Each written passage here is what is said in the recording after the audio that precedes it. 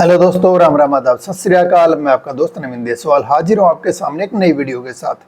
अगर आपने अभी तक हमारे YouTube चैनल को सब्सक्राइब नहीं किया है तो हमारे YouTube चैनल देसवाल ऑनलाइन को भी सब्सक्राइब करें, साथ में बेल आइकन दबाना ना भूलें ताकि आने वाली सभी वीडियो के अपडेट आप तक पहुँचती रहे। ज़्यादा देर ना करते हुए वीडियो शुरू करते हैं। दोस्तों, आज का जो मुद्दा है वो है CET वालों के लिए मुख्य तौर पर, और साथ में CPL और LCL भर्ती वालों के लिए भी मैं कुछ कहना चाहूँगा। आज हरियाणा के पूर्व मुख्यमंत्री श्री भूपेंद्र सिंह हुड्डा के पुत्र रोहतक से MP रह चुके हैं, और उन्होंने एक ट्वीट जारी किया है। ट्वीट में लिखा हुआ है कि भाई जो CET वाले अभ्यर्थी हैं उनकी भर्ती, जैसे कि आप समझते हैं कि जानते हैं, पिछले बहुत समय से पेंडिंग थी, लटक रही थी, जिसमें बहुत सारे अभ्यर्थी ऐसे हैं जिनकी सिर्फ ज्वाइनिंग बाकी है, सारे काम बाकी पूरे हो चुके हैं। कुछ ऐसे हैं जिनका रिजल्ट आना बाकी है। ऐसे लाखों लोग हैं, लगभग ये मान के चलो फिलहाल जिनकी भर्ती में कोई रोड़ा नहीं है। वैसे 50,000 के करीब तो ऐसे लोग हैं, और कई सारी भर्तियां किसी अदर कारण से पेंडिंग पड़ी हुई हैं। तो ऐसे सभी लोगों के लिए भूपेंद्र सिंह हुड्डा ने कहा है कि जैसे ये सरकार नई सरकार का गठन होता है, सबसे पहले उनका काम किया जाएगा। युवाओं ने इसके लिए मांग रखी थी कि पहले महीने में ही काम होना चाहिए, लेकिन उससे 2 कदम आगे बढ़ते हुए भूपेंद्र सिंह जी हुड्डा जी ने बोला है कि वे 30 दिन क्यों, 30 दिन से पहले होगा तो 30 दिन से भी पहले करेंगे हम आपका काम। तो ऐसे में कहीं ना कहीं CET वाले युवाओं के लिए उम्मीद की किरण नजर आ रही है, और ऑन मीडिया में बात कही गई है, एक वीडियो भी जारी किया गया है। वीडियो में भी सेम यही बात बोली गई है कि बहुत जल्द CET वालों का मुद्दा अगर कांग्रेस की सरकार आती है तो वे जरूर सोल्व करेंगे। इस मामले में अगर नौकरियों की बात की जाए तो बीजेपी ने हमेशा से ही बिना पर्ची बिना खर्ची का नारा लगाया है, और कहीं ना कहीं शुरुआती 5 साल जो थे उसमें वे बड़े अच्छे तरीके से कामयाब भी रहे। लेकिन बाद की अगर हम 5 साल की बात करें तो कुछ चीज़ों में झोल पैदा उसमें हो गया था, क्योंकि जो एक तो हरियाणा में पक्की भर्तियों की जगह कौशल रोजगार निगम के तहत जो भर्तियां की गई उसमें ना तो कोई फाइनल रिजल्ट जारी किया गया किसी भी भर्ती का, और ऐसा देखने को मिला कि बहुत सारे लोगों का जो सिलेक्शन हुआ है वो बिना किसी योग्यता के आधार पर हुआ है। ज्यादा अंक लेने वालों का कहीं कोई हिसाब किताब उनको देखने को नहीं मिला है। तो ऐसे में फिलहाल अगर जो भर्ती जारी थी बीजेपी सरकार द्वारा, उनको अगर पूरी करने का बात कांग्रेस सरकार द्वारा कही जा रही है तो कहीं ना कहीं ये उन युवाओं के लिए शुभ संकेत है, अच्छी बात है। बात करें CPL और LCL की, तो भाई उन CET वालों की तो ज्वाइनिंग ही जो है ना रुकी हुई थी, लेकिन आप लोगों की तो ज्वाइनिंग भी हो चुकी है। और इस मुद्दे को अगर आप बड़े जोर शोर से उठाते हैं तो मेरे विचार से सरकार अगर CET आने वाली सरकार CET के लिए बात कर रही है तो आपके बारे में भी जरूर बात करेगी, लेकिन मुद्दा जोर शोर से उठाने की बात है। अगर इस हमारे जैसे लोग कोई वीडियो बनाते हैं या कुछ करते हैं तो भी उनके भी टांग खिंच जा रही है, या अलग से कोई अपनी तरफ से कुछ करता है तो उसको भी ये बोला जा रहा है कि ये लोग यूनिटी खराब करने वाले हैं और करने वाले हैं। जबकि हकीकत ये है कि मुझे लग रहा है कि कुछ लोग ये बिल्कुल नहीं चाह रहे कि इस भर्ती का कुछ हो। इस वजह से उनकी पूरी फोकस इस बात पर है कि भाई लोग कुछ ना करें, घर बैठे रहें, चुपचाप बैठे रहें, उनको मुंगेरी लाल के हसीन सपने दिखाओ कि आपका ये हो जाएगा, ये हो जाएगा, ये हो जाएगा।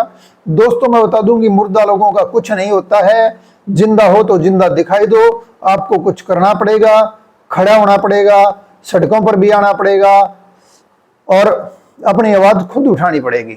CET वालों ने बहुत बड़ी एकता दिखाई, तो उनकी आवाज आज पक्ष विपक्ष सब खुद उठा रहे हैं उनकी आवाज, और उम्मीद है कि उनका काम भी जरूर इस बारे में बहुत जल्दी उनका काम जरूर होगा। इलेक्शन होते ही उनका काम होने की पूरी संभावना यहाँ पर फिलहाल बनती हुई दिखाई दे रही है। लेकिन ऐसा ही रहा, ऐसे ही अगर सोए पड़े रहे तो LCL और CPL का जो मुद्दा है वो मुझे कहीं ना कहीं रेत में धूमिल होता नजर आ रहा है। क्योंकि ना तो देखो, जो CPL को 6,000 रुपये सैलरी दी जा रही है, 6,000 में कोई भी पालन पोषण किसी का परिवार का नहीं हो सकता है, और सबसे गलत तो LCL के लिए किया जा रहा है। और खास बात मैं ये बताऊं, जो लोग LCL हैं वे जिनकी कोई सैलरी नहीं है वे अगर अपना मुद्दा उठाने की कोशिश करते हैं तो कुछ लोग तो फिर ये भी बोलते हैं कि भाई सीपीएल एलसीएलओ को बांटा जा रहा है। बांट तो सरकार ने दिए भाई।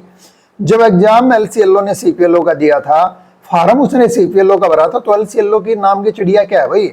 ये अलग से एक ऐसी चीज जारी वो पैदा कर दी जिसका कोई नाम भर्ती से पहले कोई नामो निशान था ही नहीं।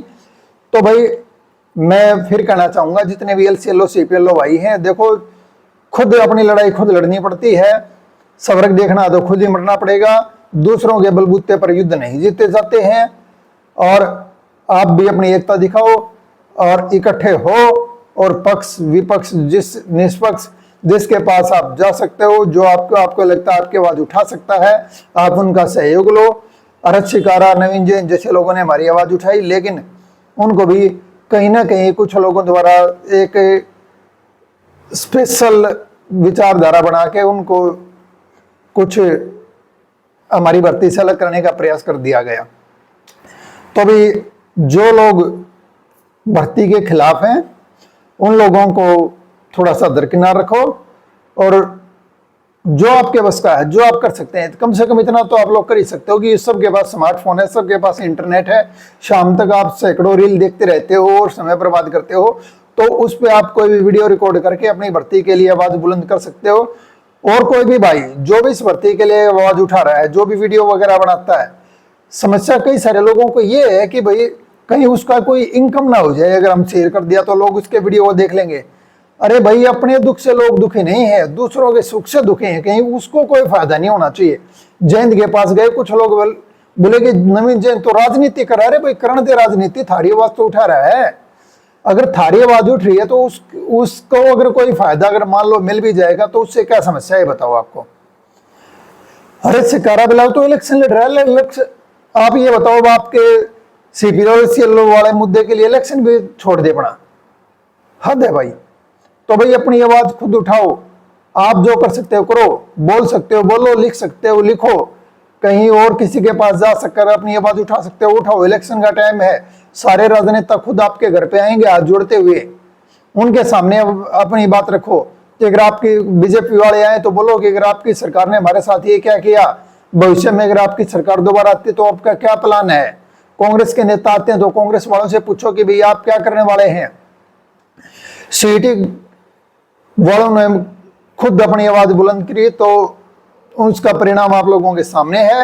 अभी जो आपके सामने में वो ट्वीट जो दीपेंद्र सिंह हुड्डा ने लिखा है वो, और उन्होंने वीडियो जारी किया है, वो दिखाने जा रहा हूं, जिससे आपको पता चल जाए कि इस चीज का बहुत फर्क पड़ता है। और अपनी मेहनत खुद करनी पड़ेगी, अपनी लड़ाई आपको खुद लड़नी पड़ेगी। देखते हैं ट्वीट। दोस्तों, जैसा कि आप स्क्रीन पर देख सकते हैं, ये दीपेंद्र सिंह हुड्डा का ट्विटर अकाउंट खुला हुआ है स्क्रीन पर, और इन्होंने एक पोस्ट लिखी है सीईटी वालों के लिए।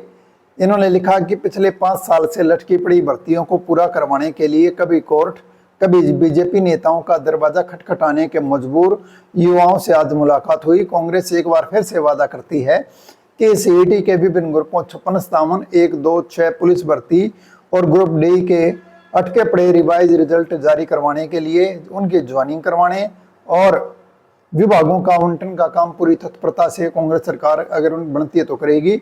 अभ्यर्थियों ने मांग की कि यह काम 1 महीने के भीतर होना चाहिए, लेकिन उससे 2 कदम आगे बढ़ते हुए दीपेंद्र सिंह हुड्डा ने लिखा कि हमारा मानना है यह कार्य अगर 1 महीने से पहले भी हो सकता है तो कांग्रेस सरकार 30 दिन का जिसके लिए इंतजार नहीं करेगी और 30 दिन से पहले उनकी ज्वाइनिंग करवाएगी। प्रदेश में भर्तियों का इंतजार कर रहे लाखों युवाओं से अपील है कि वो किसी के बहकावे में न आए और अपने एग्जाम की पुख्ता तैयारी रखें। कांग्रेस सरकार बनते ही 1 साल के भीतर 1 लाख पक्की भर्तियां होंगी, 2 लाख से ज्यादा पक्की भर्ती 1 साल के भीतर 1 लाख पक्की भर्तियां होंगी, टोटल 2 लाख से ज्यादा भर्तियां की जाएंगी। भर्तियां निष्पक्ष योग्यताधार और भर्ती के नियम रूल रेगुलेशन के आधार पर होंगी। मैं निजी तौर पर भरोसा दिलाता हूं कि हमने तमाम भर्ती एक्टिविटीज अभ्यर्थियों और विशेषज्ञों के साथ लंबी चर्चा करके यह विधान तैयार किया है ताकि किसी भी तरह के पेपर लीक या भर्तियों में धांधली की संभावना ना रहे। योग्य लोगों को ही नौकरी दी जाएगी।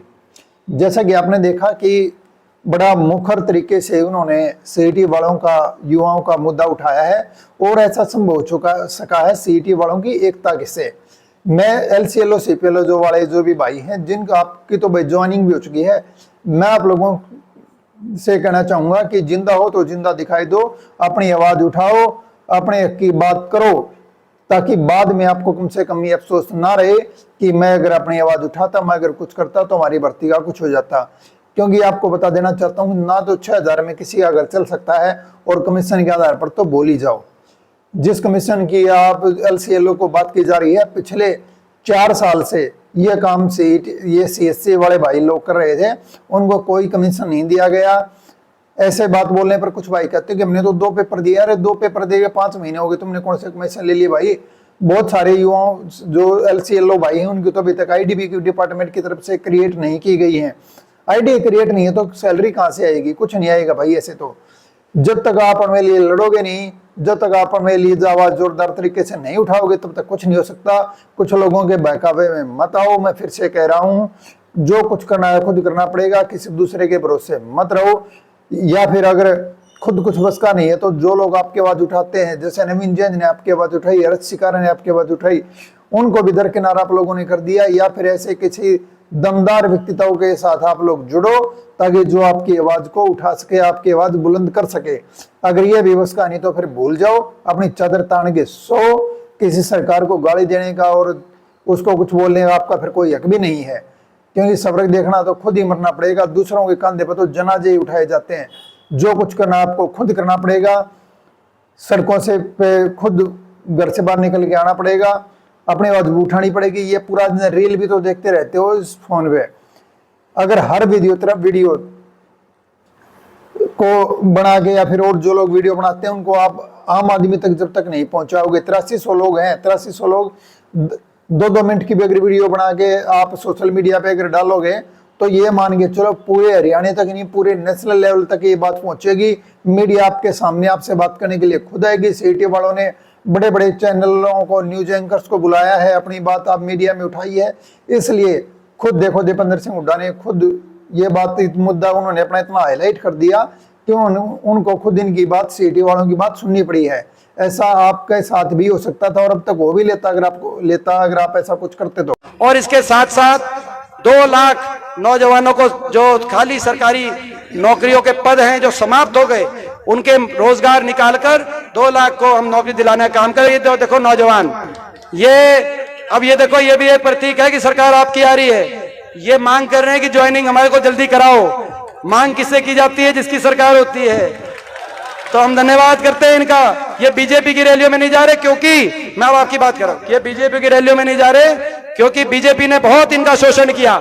हरियाणा को कच्ची नौकरियों की राजधानी बना दिया और इनको एक झुंझुना पकड़ा दिया। CT के बाद CT करी और 3 साल से CT नहीं, और नौकरी निकाल दी। और नौकरियों में कहा ज्वाइनिंग कराएंगे, पहले कहा लोकसभा से पहले कराएंगे, फिर बोला लोकसभा चुनाव हो गया, फिर वो लोकसभा के बाद कराएंगे, फिर बोला विधानसभा चुनाव से पहले कराएंगे, फिर बोला विधानसभा चुनाव हो गया, अब कह रहे विधानसभा चुनाव के बाद कराएंगे। जैसे सनी देओल की एक पिक्चर आई थी, क्या कहा था? तारीख पे तारीख, तारीख पे तारीख, तारीख पे तारीख। इनको भी यही तारीख पे तारीख। तो भाई नौजवानों, आप चिंता मत करो, आपकी चिंता हमारी अपनी चिंता है। आप कह रहे, आपकी जो मन में भावना है कि बिना कैंसल के ये आपको भर्तियों में आपको ज्वाइनिंग मिले, कांग्रेस की सरकार आते ही आपको 1 महीने की आप कह रहे हैं, उससे भी जल्दी हम कोशिश करेंगे कि आपकी जो है अपना नौजवानों को। तो ये